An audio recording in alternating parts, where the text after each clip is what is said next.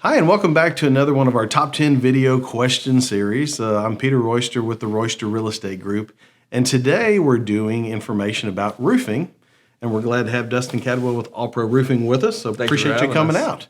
So we'll jump right into it. So number one on our questions is, what are typical signs you may need a new roof? So a lot of times when we get called out is because people are, physically missing shingles, or they've been up on the roof at some point and they've noticed they have a lot of granular loss in their gutters. Okay. It could be anything from that to they get a very glossy look. It's called spider webbing, where all your granulars come off, you're down to the fiberglass mat, and it just looks as slick as ice up there. Really pretty serious, because now you're down to the end of this thing. Yeah, that's heavy deterioration for sure. And maybe some leaks or something else might get involved, and you don't want that to happen. So absolutely. So somebody is buying or selling a home, and roof seems fine, but the inspector disagrees. What's next? So inspectors are great because they're typically very thorough, and I would say often err to the cautious side. Sure. So it's not a bad thing to get an opinion from a qualified roofer or roofing company. And a lot of times they can alleviate some of those concerns that the inspector may have. And if you do have a legitimate issue, then they can make recommendations for repair or replacement at that point. Yeah, and like I say, what we always say is the inspector is very good general knowledge stuff, and they do a lot of, everything around the house.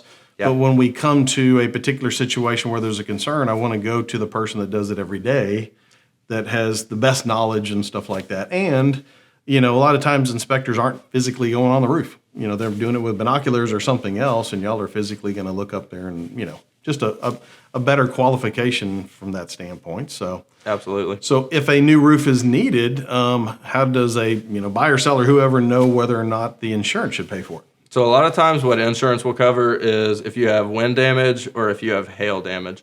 Okay. And typically you'll know if you have either one of those because you'll have 10 or 15 roofers knocking on your door for the next 10 days. Yeah, very true.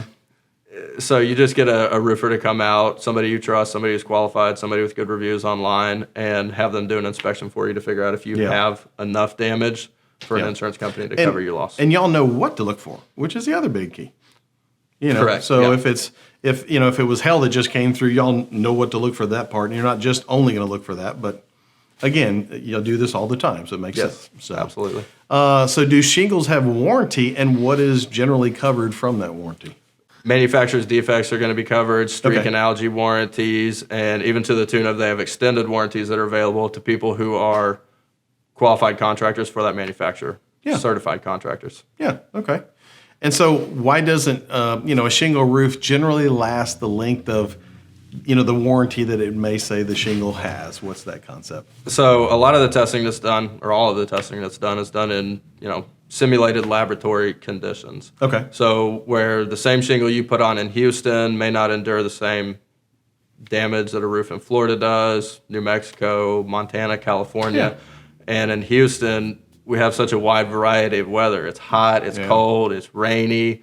We have hurricanes, we have hail, we have everything come through every single year. So we definitely get the heavier end of damage in Houston, and that does affect the longevity of the shingles. And I would have to think the heat we get is, sorry to say, but hell on these roofs. Brutal. I mean, because most of them are dark in color and, just all that kind of stuff. So there's a lot of absorption. So I would think that'd be fun. So, so what roof material generally lasts the longest that's out there? As far as longevity, metal pretty much outplays everything. Yeah. Okay. And the only good or bad there is a lot of times you're not able to just slap a metal roof on a house in the middle of a residential area. There's going to be some deed restrictions, but just interesting to know. Unfortunately, yeah. Yeah. So do roofers ever install, over an existing roof, a new roof over existing? I have unfortunately seen roofers in Houston install roofs over other roofs. Yeah. And there's two problems with that. First being that the structure wasn't really created to carry that much weight. Yeah. The second being, if you just put a new roof over old shingles, you don't know what kind of damage you really had on the underside of the original roof. So you're really just putting a Band-Aid on a really bad wound. Yeah, and the sad part is, man, you could be covering up something that could get bad, fast. And talking about the weight stuff, just go pick up one of, a square of shingles and go, that's just one.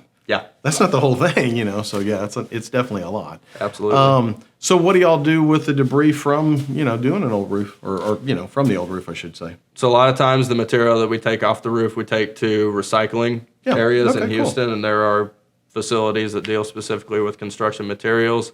Some people take their materials to dumps, and some people dump them in the back of your neighborhood. Yeah.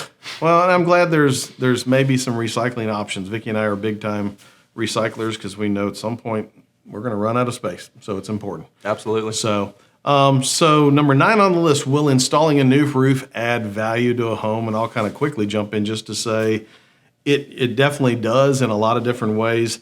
But it's not like if I paid a certain amount for a home, for the roof, we just add that amount to the home value. It doesn't work that way, but a lot of good reasons. It definitely adds curb appeal. Yeah. And the biggest item that we run into, we get a lot of phone calls from realtors, is we need to know what's going on with the roof. So if you're going to market and you have a new roof on your house, I think it definitely adds a competitive advantage because it's a big ticket item that the buyers don't have to be concerned about for a handful of years. I mean, it's one of the 2 biggest things. It's roofs or ACs, generally speaking. That's the piece. And for us, we just bought not that long ago, and it was nice to have knowledge that we had a roof that was only a year and a half old. Yeah, absolutely. So, everybody, generally speaking, is going to budget for things over time, but at least it's not on the immediate list. Yeah, there we go.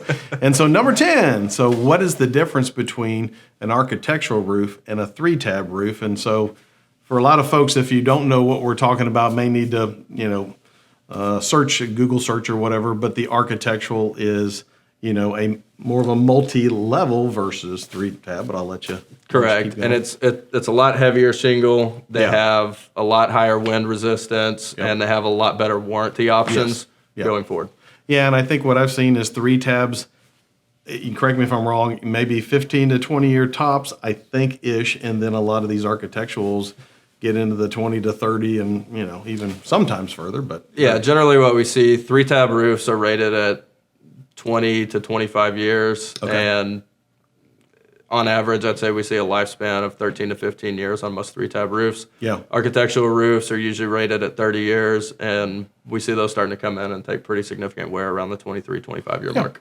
And a lot of it is also, kind of daily maintenance, or not daily, but, just keeping up with stuff. So if you got tree branches that are rubbing against it or things like that, it's really trying to kind of keep an eye on those kind of things because that can damage a roof really quickly. Yeah, absolutely. So, and the one thing that we push for all of our customers is to have a annual inspection done just to make sure all your flashing is intact, your shingles are good, it's not deteriorating, and you do have trees pulled back off and nothing that's going to cause immediate damage that you may or may not be paying attention to.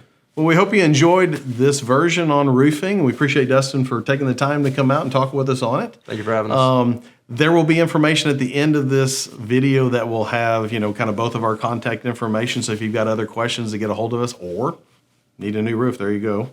And like I say, if there are other top 10 question ideas you'd like for us to do, please contact us. We enjoy doing them. We're trying to get some good educational type stuff out there, and we hope it's making a difference. Thanks for watching.